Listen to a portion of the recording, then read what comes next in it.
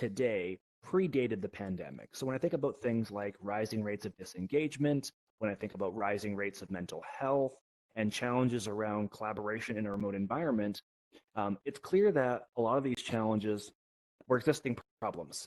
And with COVID-19, these challenges became that much more problematic in a space where most of our organizations are going to have to oscillate between the virtual and physical worlds for an indefinite period of time.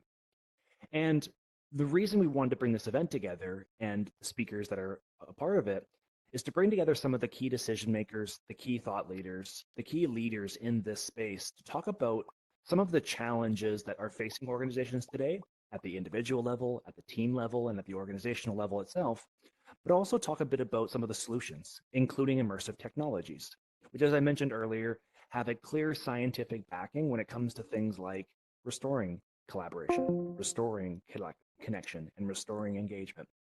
So over the course of 3 days, September 8th, 9th, and 10th, we're going to bring together over 50 speakers from around the world to talk about those items and more. And I'm really excited about this program. It's, I've been to a lot of business conferences, a lot of large events, and frankly, they all kind of look the same. They all have the same kind of treatment when it comes to content, which I have found more often than not lacking when it comes to talking about real issues. I've also found that a lot of times they're beholden to financial interests. So they have large sponsors or large influences that dictate who is going to speak about what topics. And at a time when I don't think we can afford another monotonous conversation about the same topics that we hear in every single conference, we wanted to pull together a program that reflected thoughtful, intelligent, but also purposeful people to share some of their ideas and their thoughts and their visions for the path going forward. And to do that, we have, as I mentioned, 50 plus speakers from around the world. Some of them are HR executives like myself. Many are entrepreneurs.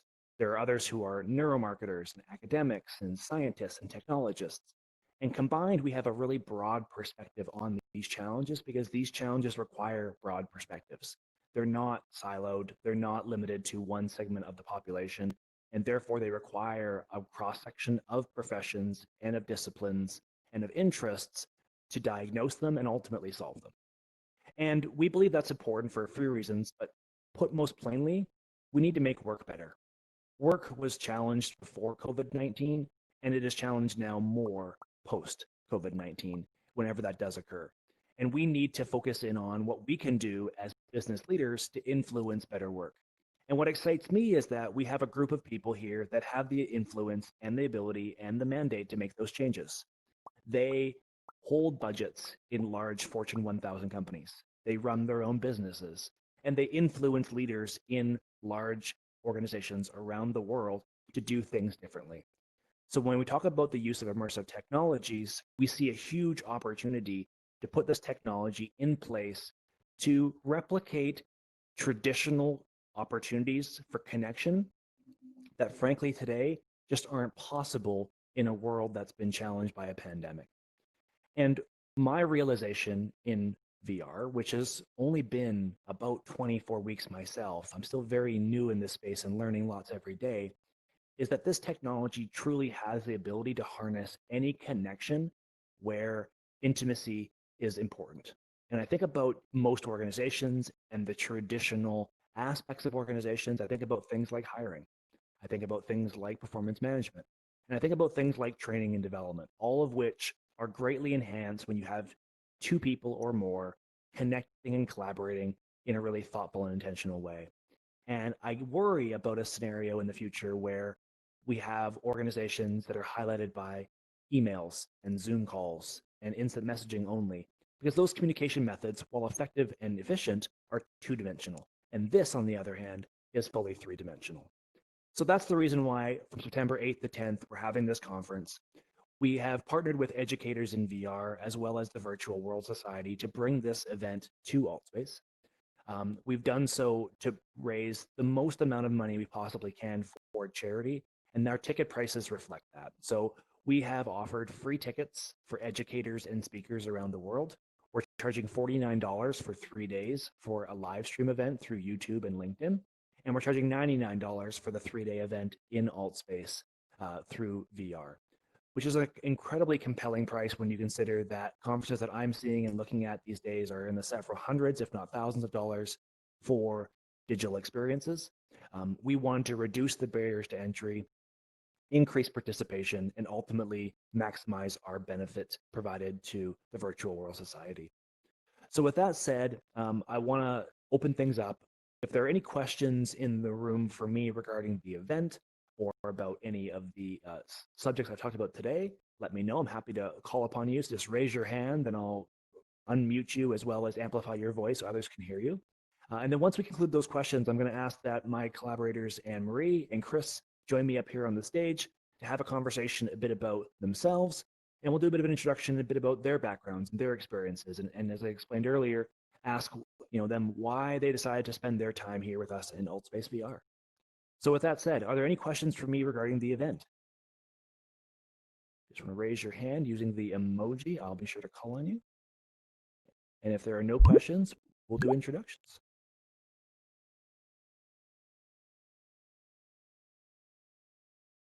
All right. I'm getting off easy today. Fantastic. Anne-Marie, you want to join me up here? If you do have a question, please use the raise hand button in the lower right-hand corner. Thanks.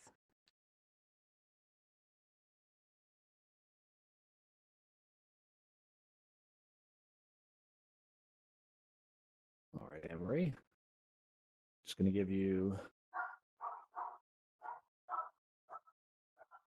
Okay. Well, hi, everyone. My name is Anne-Marie Headley, and it's great to be here. And I must say thank you, Matt. Anne-Marie, if you could use the host tools to please amplify your voice so we could be heard across the room, that would be appreciated. Thank you.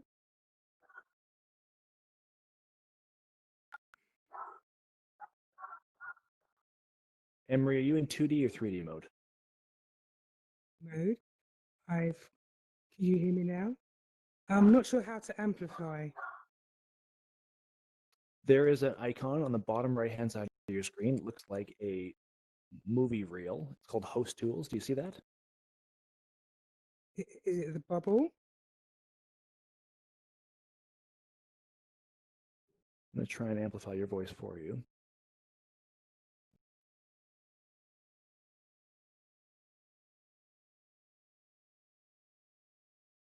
Okay, well, I sort of... Yeah, I'm struggling to turn up the mic. So I need some extra help. Sure, we'll make that happen. While I do that, let me first talk a bit about some of the segments that are occurring within the context of this specific conference itself. So specifically, we have a number of different segments throughout the course of the 3 days, sorry. Everything from diversity, equity, inclusion, reimagined, to the challenges around working parents. And finally, we have panels related to the immersive suite of technologies that we believe have potential to change everything in a workplace context. And over the course of the 3 days, we're going to have panels that reflect that variety of subject, as well as other subjects on a go-forward basis.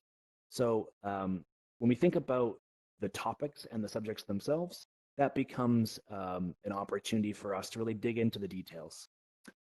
Laurel, I'm having a challenge in amplifying Anne-Marie. It doesn't give me that option in the host tool menu. All right, so Anne-Marie, you're already set as a host, I believe. So if you hit over in the lower right-hand corner, you should see a button that says Host Tools. Do you see it? Oh, yes. All right, if you click it, you will see the third button from the bottom or the third from the top says Amplify My Voice. Okay, is that a bit better? Beautiful, thank you. Fantastic. Wonderful. Okay, so I think the idea is you just wanted me to give a bit of background. Is that correct, Matt? Yeah, why don't you give us a bit of background on who you are, your background, your professional experiences, and then why are you joining us here in AltSpace? Okay, so hi, my name is Anne-Marie Headley. I'm a HR business leader for about 20 years now, and I've tended to gravitate towards US-owned tech companies very quickly. My first business was a fintech company called Tipco Software. And most recently, I've worked for Uber in Eastern Europe, and I've held various leadership roles at Cisco, Career Builder, and also Avanade as well. So I've been in the game for a little while. Earlier this year, I left the corporate world to start my own HR consultancy, providing HR services to startup organizations that don't have HR teams. I was very delighted when Matt invited me along on this VR journey. It has really opened my mind to what the possibilities are with technology, especially technology in the workplace. And I'm actually telling everybody today, everybody I meet, I'm just describing VR as the new mobile phone, because this is how I felt when I kind of used the mobile phone for the first time. I felt, you know, how significant the change was in terms of the step change of technology. And I feel the very same about VR. And I'm really excited to be doing this VR because I think this is the space where a lot of HR teams are going to be spending a lot of employee populations are going to be spending their time in the VR world. And I'm really excited to see how we make the best use of this technology going forward. Thank you for that, Anne-Marie. And that first off, that introduction excites me for a number of reasons. And that speaks to the earlier point that I made, folks, around the dissonance between awareness and experience. And I think we all would agree that when we talk about VR in conceptual terms, it's really hard to fully appreciate the power and the value and the opportunities of this technology until you put on the headset. And during the course of this conference, we're putting on the headset for 50 business leaders around the world for the first time, 50 of which have not spoken in virtual reality before. And I know that Anne-Marie's example is not exclusive to her. Every speaker that I've talked to has shared similar optimism and excitement, and just frankly passion about the potential of this technology going forward. And Anne-Marie, your acknowledgement and your connection to the smartphone is a really apt one. I feel exactly the same way about this technology. When we first started talking about smartphones, the idea of being on the internet on your phone seemed like a foreign concept. I remember when the first phones came out with cameras on them, and that was a huge step change. When we used to have to buy ringtones to have customized ringtones for our phones, that wasn't too long ago. And now there are smartphones in nearly every corner of the world that has greatly democratized access to the internet.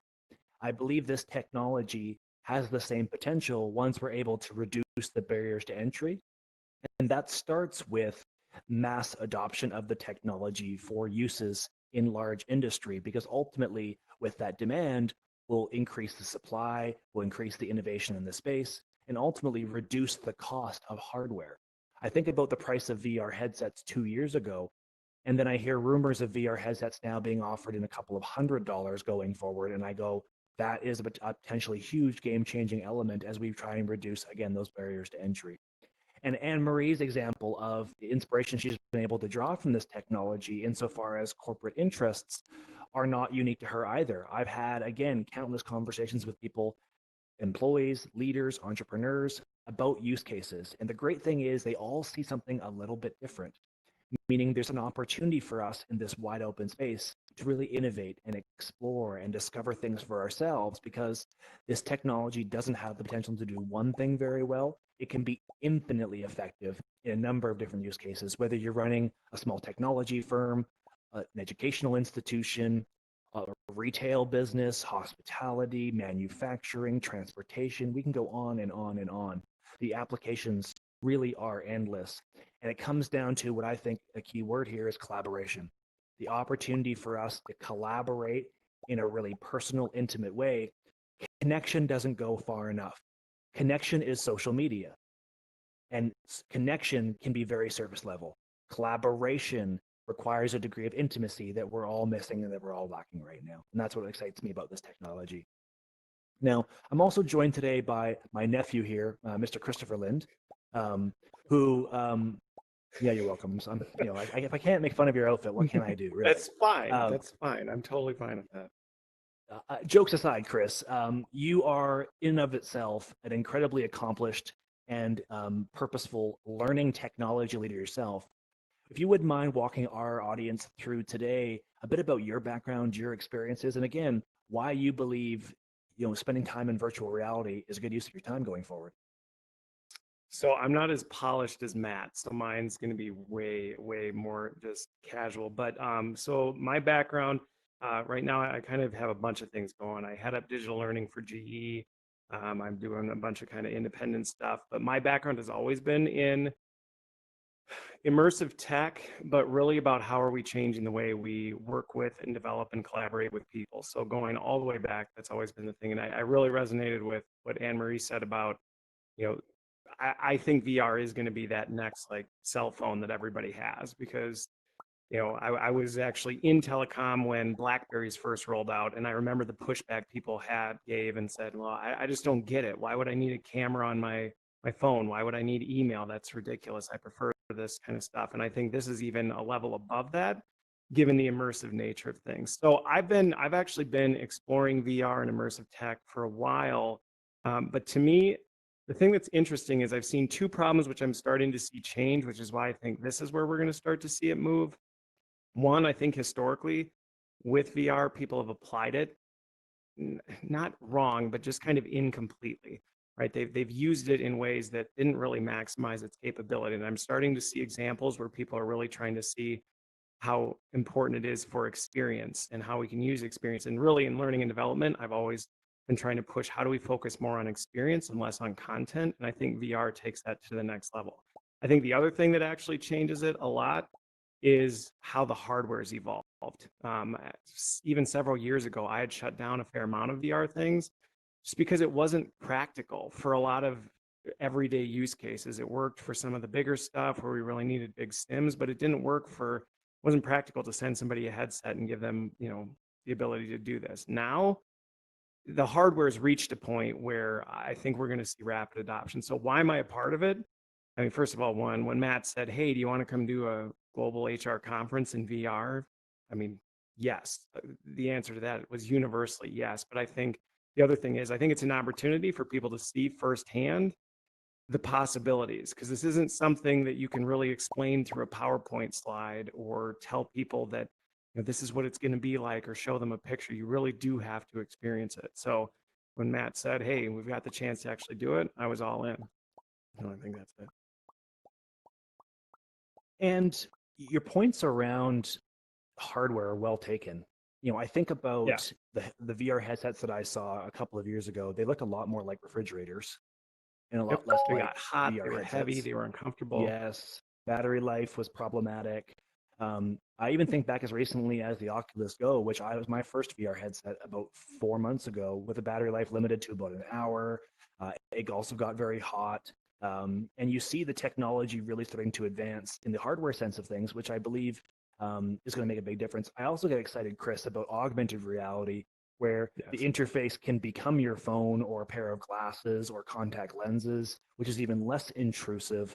Do you have any thoughts on hardware in the context of AR on a go-forward basis and how you see that applying for learning? Yeah, so there's kind of two environments, and I think this is where understanding the tech is really helpful. So VR to me is where you really are focused on the immersive nature of it. And honestly, this is something I'm talking to a lot of like K-12 schools on right now, because as people are struggling with this whole COVID, our kids going back to school, now they're at home, how do we keep them engaged? This kind of stuff allows educators to take kids on journeys and experiences like never before, things you couldn't even do. I mean, I've got 5 kids under the age of 9, so I can very much relate to this. And I've taken my kids on tours of places that I can assure you I won't ever take them. And so things like that are really cool. But where I see it really delineate is not everything needs to be this immersive, right? And I think of VR is really when you need to truly immerse someone in an experience. It's to me even better than real life in many ways, because there are no rules, right? If I want to, take off and fly through space, I can do it. There's nothing stopping me. So that type of immersive experience is where I tend to apply this type of tech. AR, I kind of liken to the GPS for real life.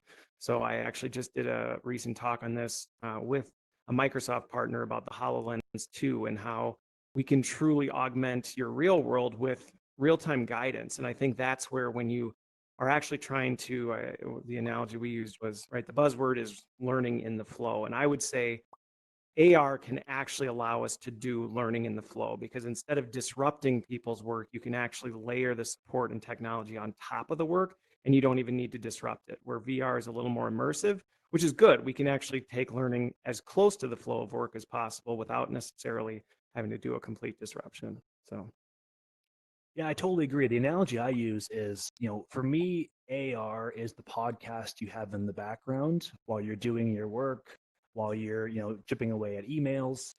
VR is, to your point, Chris, the immersive technology that you use when you want to have complete immersion, complete attention. And Anne Marie, where I get really excited about the use of this technology in a training application, we've talked a lot about K to 12. That certainly has application from a perspective.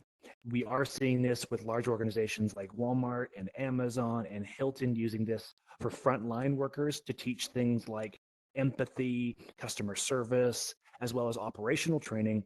But as a HR professional myself, and having worked with large organizations most of my career, I get excited about two particular areas I'd love your thoughts on.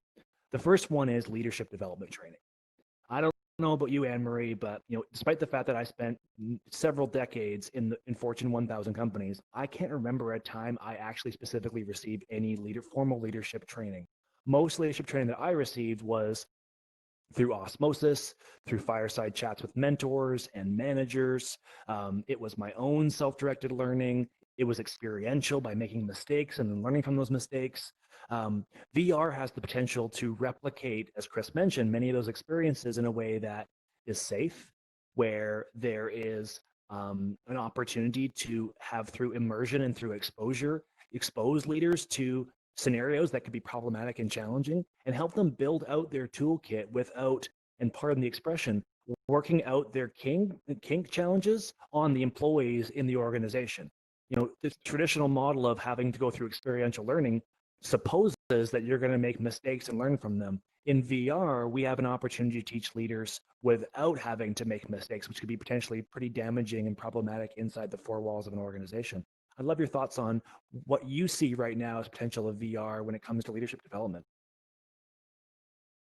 Yeah, I think VR is a great way of re-energizing learning. If you think about how people are consuming learning today, either through Zoom, self-paced,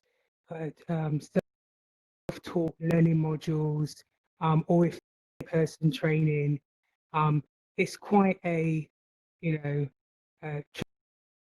traditional format. There's nothing new or exciting about the facilitation you're likely to receive or the flow of the content.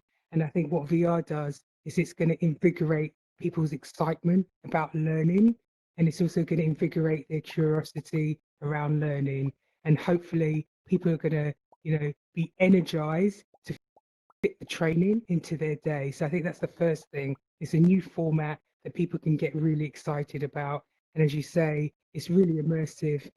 And just like the visuals, the ability, identity, and bring your own authentic self to work. I think there's lots of scope and opportunity for the people to express themselves in this world. With leadership development, I agree with you. I think development that we need for the future of work is all about leadership, and at least see VR being used as part of that. Sorry if you could hear a dog in the background, that's my little Westie Coco. So, but also what I'd say, going back to a point you made earlier, is that this can be a really intimate setting as well for one-on-one. I remember attending a training, I think it was a couple of weeks ago now, and at the end of the VR training, I forget who it's with, so apologies for that. I was on my own, and a gentleman came up to me called Hung Lee, and I was trying to figure out how to fly, and he actually one-on-one instructor led me on how to change my settings and enabled me to fly. And that was a very intimate dialogue that we really, who actually has become my friend.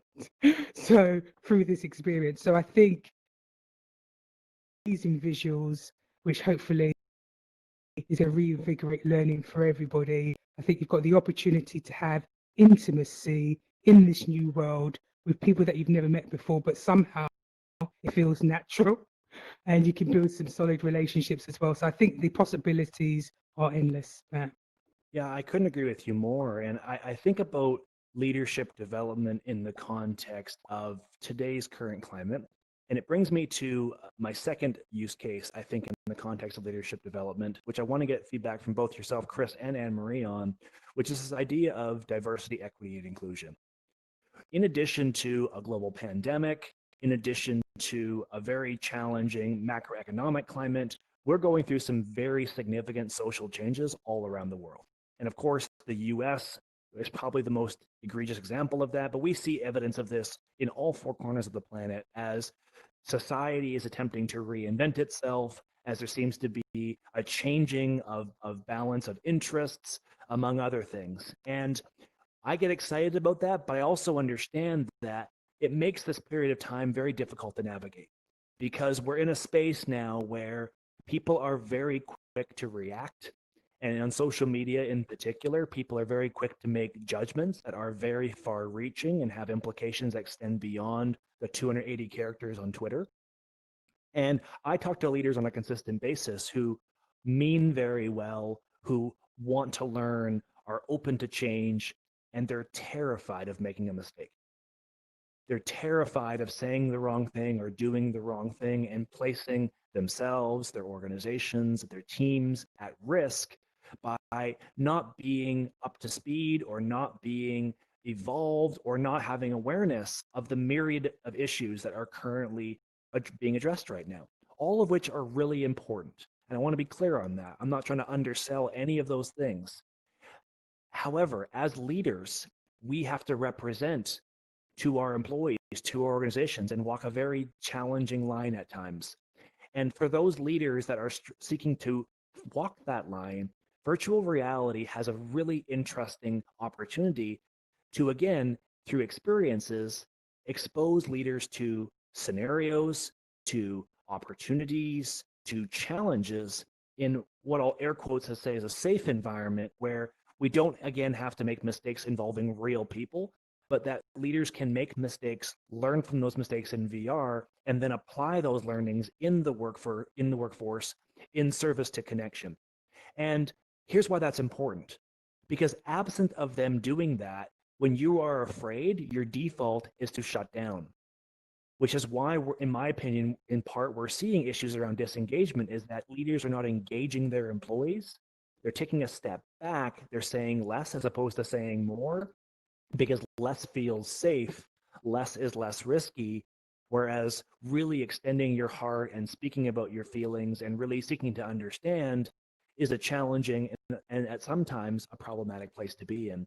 So when I think about the opportunities for us to learn about the experiences of one another, it's clear that the traditional methods of doing that, whether, as Anne Marie put it, it's facilitation, or as Chris mentioned, self-directed learning, many of those mechanisms are two dimensions. I'm a Caucasian male that was born in Canada. I can't possibly understand what it's like to be born in sub-Saharan Africa. I don't have that experience. And I can watch as many Netflix documentaries as I want. I'm never going to have a true appreciation of what that experience is like. VR provides an opportunity to move incrementally closer to that level of understanding. It's not the same, but it's incrementally closer and more immersive and gives you a greater appreciation of scenarios and of situations and of circumstances which you would otherwise not be exposed to. So when I think about the opportunity for diversity, equity, and inclusion, I see an opportunity for us to expose leaders and our employees into what it's like to walk in somebody's shoes for a period of time. And how that evolves to me is really, really exciting as we seek to all gain a better understanding of what's happening in our own little silos in our own parts of the world in service to bringing us together and through collaboration, which is what we should be working towards. So Chris, I'd love to get your thoughts. You're somebody who focuses in on digital learning for a large multinational organization that has many, many countries in which you support, which, and I'm assuming has many different types of professionals, GE Digital in the healthcare component, lots of different types of leaders and lots of different types of colleagues. Do you see an application of virtual reality in the context of DE&I? And if so, how does that look like for you? Yeah, so I actually started some work on this a couple years ago, just because of the potential that I think VR brings, which you hit on some of them, and then there's another point I'll highlight. So the one is, right, the ability to actually put people in an experience. It's not observing an experience from kind of this outside the window viewpoint. You can actually be in there, which again allows you to take all the rules off of it, right? So you can say what can we do and how can we personalize it and how can we actually really push people to that put through that zone of cognitive development where they actually are we're stressing them out enough, but not so much that we're actually causing damage. So I think this opens that. But I think the other thing that we found with it is there's a term called suspended disbelief. And that's really where VR can tap into things is it puts people in a place, you talked about it earlier, where they're more comfortable being vulnerable and open because there is this almost trickery that's happening in your brain that makes you feel like, well, it's real, but it's not quite real. And suddenly you let your guard down and suddenly you start behaving differently than you did when you were in person or you felt like really actually threatened or cornered. And I think what that allows you to do, and this is where I think we have a big role in how we do that, because with that comes risk, right? We see what happens on social media where people don't feel accountable for their actions and suddenly they go off the rails and you're like, oh my gosh, what just happened? So we still have to have that human in the loop. And I think that's a big part of where I've been coming from is to say, yes, these technologies are amazing. They allow us to suspend disbelief and allow people to go places they haven't before, but we need to do it thoughtfully and carefully to make sure we don't let it go too far. Because if we do, there are some serious risks with that. And I think that's what we've been experimenting with over the past couple of years is how do we find those right environments, those right situations, and those right behaviors? Because we can talk about things in big terms, diversity, inclusion, right? But we actually have to demystify that and actually break it down and say, what does that look like? What are the situations that are happening in pragmatic terms? And how do we recreate those and allow people to learn from them? Those are really great points. And Anne Marie, I know this is an area of passion for yourself. You've spent a lot of time working with organizations in your local community. You mentor a lot of people as a mechanism of taking them through leadership ranks and giving them opportunities to get involved in the corporate world. Diversity, equity, and inclusion is an area that we as a society need a lot of work on. And, unfortunately, we're in polarizing times now where there's a lot of finger pointing and a lot of binary thinking, which is problematic in a number of different contexts, socially, of course, but it does show up in the workplace as well. As you consider working with startups around the world as you are now, one, what kind of messages are you sharing when it comes to diversity, equity, and inclusion? And have you given any consideration to potentially how VR can play a role in that going forward? Yes, thanks for the question, Matt. And I was just thinking about that. And everybody in the room will know that one of the key components of really moving the needle on D&I is to create that systemic change by auditing what you're doing, how decisions get made, and trying to remove bias from some of those real-time decisions. And so I was just thinking, actually, a lot of the heavy lifting work once you have your D&I strategy is making sure that the goals and components of your strategy are brought to life where it matters most. And so I was just thinking, actually, what would a calibration look like in VR? How would that take the pressure out of, and when I say calibration, I mean a performance calibration where you look at performance and also reward. How would that kind of conversation in VR take some of the pressure that leaders face when they come in and try to defend their promotion decisions and things like that? And because I feel very relaxed in VR, and I like the fact when I look around this room that you can't really see hierarchy. And I do think that over time that's going to play out in having some really good and challenging conversations. And I think what inhibits a lot of diversity today is consensus thinking or this tendency for leaders to want to be seen to be saying the right thing when actually we should be challenging each other more and really wrestling decisions that we're making as business leaders. And I think VR creates a nice setting to bring some of them components together. When you think about actually systemic change, there's definitely, in terms of recruitment, when you have your recruitment debriefs, this might be, you can sit on the couch and actually, have an objective conversation around some of the talent you've seen, but feel comfortable challenging some of the language that's being used, about what a profile success might look like in a particular organization. So I think there's lots of opportunities with recruitment and also systemic processes that we need to look at in order to create real equity in the workplace. And this feels like a safe space, but also their experimental place to do some scenario planning. So whether it is, a new take on unconscious bias training or whatever that might be, it feels like you could actually run some scenarios here, comment live, but could also make mistakes here with their language and get, suggestions from their cross-functional co-workers on better language that they could use to get their point across, or at least understand why that language might not work for everybody in the room. But it would feel that that would be done in a less aggressive, perhaps more calm way somehow. I don't know why, but it just feels a lot more calm. There's science Does that behind answer your question, Matt? It certainly does. And it really is a nice segue for what is going to be a nice transition period. I just wanted to take a couple minutes and thank Christopher as well as Anne-Marie for joining me here today. These are two of the speakers that will be joining us at the Global HR Summit from September 8th, 9th, and 10th. And you've got a little bit of a sample today on what kind of conversations we're going to be having. Meaningful, thoughtful, intentional conversations with business leaders that really want to see change and want to see positive change and believe that immersive technologies is the path to that change. So I want to open things up to this group. If you have any questions for myself or Christopher or for Anne-Marie, please raise your hand using the menu raise hand button. We'll call upon you, amplify your voice, take your question, and have a chance to hear it and answer that. And then afterwards, we're going to open things up for a bit of a more informal networking piece. We're here for the next 20 or so minutes. We'll turn off our amplifiers and connect more in smaller groups and just chat and get to know everybody here in the room. So before we do that, are there any questions that you guys have for us today, myself, Anne-Marie, or Christopher? I have one right off the bat Of course, as we should be wait for great. other people to hit the raise hand button.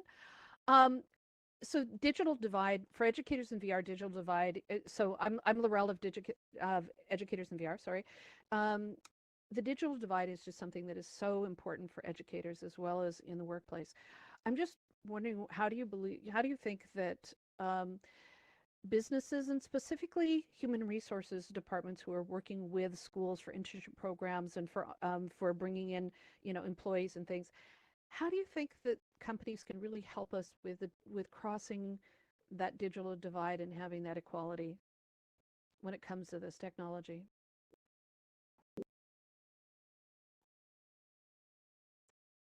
So when it comes to the digital divide, I guess in the context of the question, Laurel, are you asking specifically about closing the divide between organizations and their colleagues?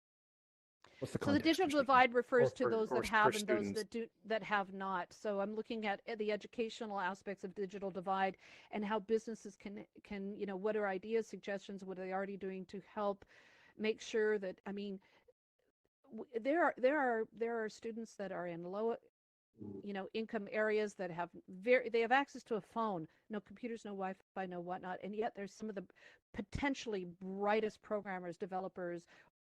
Companies need to hire these people, and so I'm just kind of we're looking at the inequality issue as it applies to digital divide. What can you recommend, especially when it comes to immersive technologies? How do we lift up future employees? I love that question. Well, And for those, go ahead, Chris. go ahead. Go for it.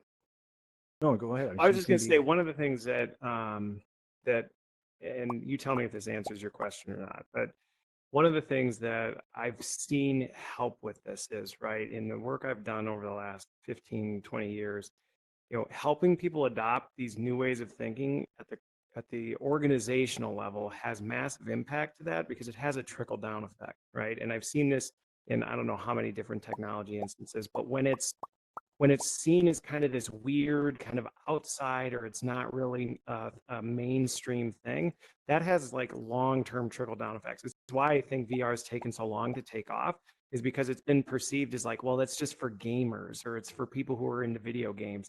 And it's like, well, no, it's not. And as a result of that, the investments haven't been made in that, and the infrastructure hasn't been made in that. And so it's taken that much longer for it to get to where it needs to be. I think if we in human resources and learning and development, whatever role we're in, can help bring some of this new way of thinking and this new technology, it all of a sudden starts to gain traction that it doesn't have when it's seen as kind of this, little niche thing. That's my perspective. And Yeah. Marie, any comments on that too? Yeah, and if I can speak specifically for the UK as well. Like at the moment, there's too big a gap between young people and people concerned. And I think as a society, as a business community, there's more that we can be doing to equip young people with digital skills and take technology into schools as well. And we're going to have to do more of that because the world of work and just all of society is now, 90% online thanks to COVID. Everything is sped up, and so I think it's important more than ever to make sure that different communities have access to tech and actually are aware of the step changes in tech, what the roadmap looks like as well, because they need to build that into their own skills development. And when they're thinking about their career, um, you know, right up there needs to be digital skills along with whatever their passion is. So we need to bring the two things together. And I think one of the responsibilities of business is to be at the forefront of that. Beautiful. All right, wonderful. If anyone has a question, well, uh, please hit the raise hand button in the lower right hand corner, and we'll make sure that your voice is amplified and we can hear. Thank you both for that. Thank you all for. These are such inspiring meetups. Thank you. Anyone have a question?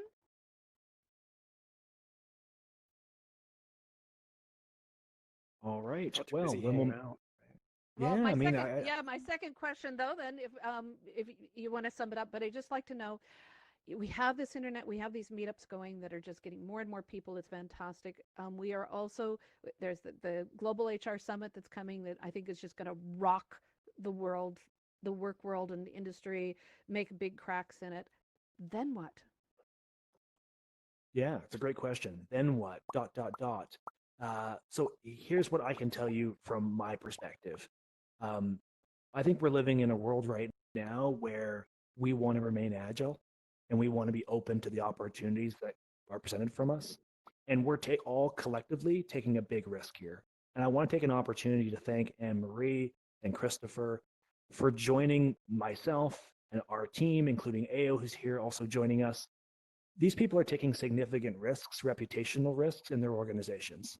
Because in many organizations, VR, as Chris mentioned, is still a gaming solution. It's still way off in the future. So evangelizing or advocating or making cases for VR technology can at times put you on the outside inside of organizations that are more traditional. And we've got 50 professionals plus professionals that are joining us, taking a risk, leaning into something that is very uncomfortable, that is very new for them because they believe that there's a problem that needs to be solved and this is a potential solution.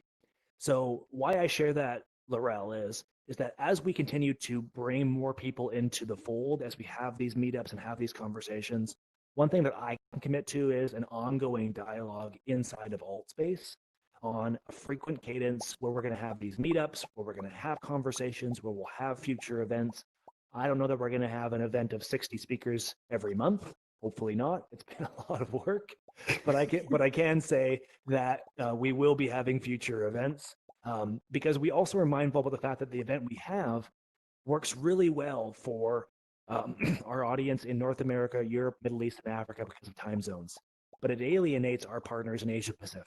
So I think going forward, we're going to have events that reflect the global nature of our title branding and have an opportunity to also include our partners in Asia Pacific. And whether that be through meetups or large scale events, I think that's going to be something that's to be determined. I can also share that I've recently moved my podcast into virtual reality going forward. So several of my episodes and my ongoing guests, including these two, will be in virtual reality going forward and hopefully provide a different wrinkle into a traditional format that right now for most people is audio or, again, two-dimensional video. And then we're really going to let the market and the audience and the attendees tell us where they see the biggest use cases, where they see us having the biggest opportunities to enhance and influence, innovate, and we'll meet that demand. One of the beauties of running a social enterprise is that we're not motivated by money. So I don't need to chase the opportunities with the largest revenue potential or largest profitability. I can choose the opportunities that have the biggest impact in society. And that's what gets our organization really excited, is choosing opportunities like that. So we're going to have a great event September 8th, 9th, and 10th. We're going to take a lot of feedback, have a lot of conversations, do a lot of listening. And on the back end of that, announce a cadence of ongoing dialogue and conversation with that community as it grows and evolves and builds to figure out what is next. Whether that's more podcasts, more events, products, services, all of it's on the table. I'm just mindful of not coming into a market and just dictating how things should be. I think that we need to do a lot more listening. As Chris and Anne Marie have both mentioned, adoption is a challenge. And the best way to solve for adoption is to listen and what people are looking for, what they're missing, and then how we can help solve those problems. The thing I would add to that on the like what's next is, something that I've been doing for a long time that's worked really well is one, right? Myself and my teams are always on a state of upskilling, right? Like we're always kind of pushing ourselves because what you find is people do look to you, right? And even if they don't buy in right away, they're watching and you don't realize how many people are watching.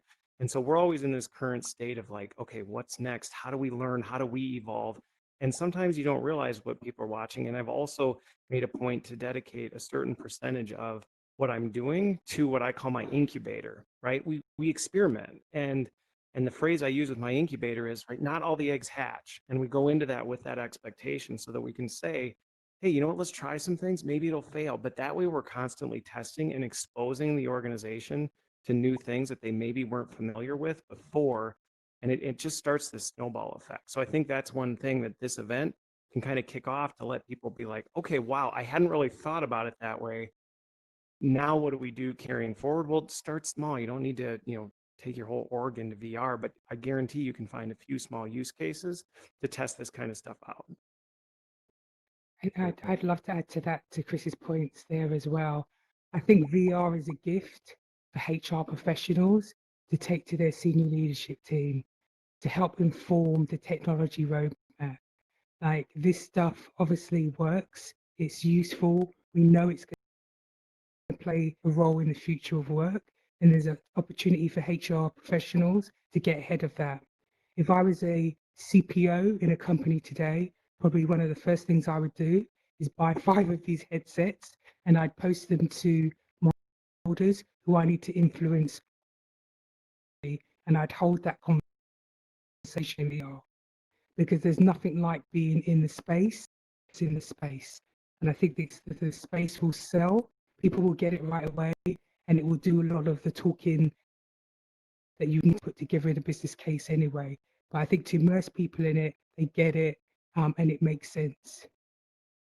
Yeah, I couldn't agree with you both more. And Thank it's you not so as much. expensive as people think, I think sometimes, right? I think there's been this perception that it's like, oh, it's like so far away, it's so hard, it's impossible, it's really expensive. It's like it doesn't have to be. Not anymore. Yeah. It doesn't have to be. That's true. And when you balance it up against traditional learning methods in organizations, which are mostly memorization and recitation and facilitation, which are not engaging, not great from a learning retention perspective, and themselves quite expensive when you factor in the costs of facilitators and trainees and meeting spaces and travel in some cases, there's a real strong, compelling case. The challenge we have here is adoption, as I mentioned, is it's a dissonance between awareness and experience. And the perception around this technology is that it costs several $1,000s for a headset. That's not true. That it requires a really strong Wi-Fi connection, which is specific and specialized. Not true. And that you can't get this technology across borders AO, one of my colleagues standing in the front row here, him and I have met in VR more times than we've ever met in person because he lives in Lagos, Nigeria, and I live in Vancouver, Canada. And that wouldn't have been possible if we hadn't had VR. So we have an opportunity, to Anne Marie and Chris's points, to really open things up to people and bring people together that would otherwise not have a chance to connect. And that, to me, gets me really excited in whatever use case that there is. I'm mindful of time and mindful of the fact that we're right up against the hour.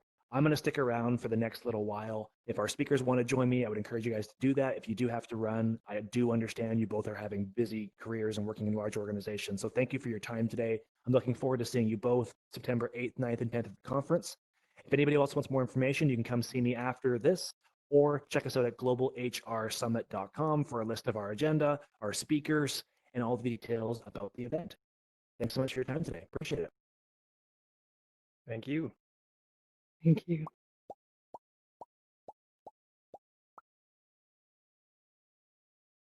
Thank you so much for joining us today, Anne Marie. Oh, yeah, nice to see Okay, thank you. I have to go.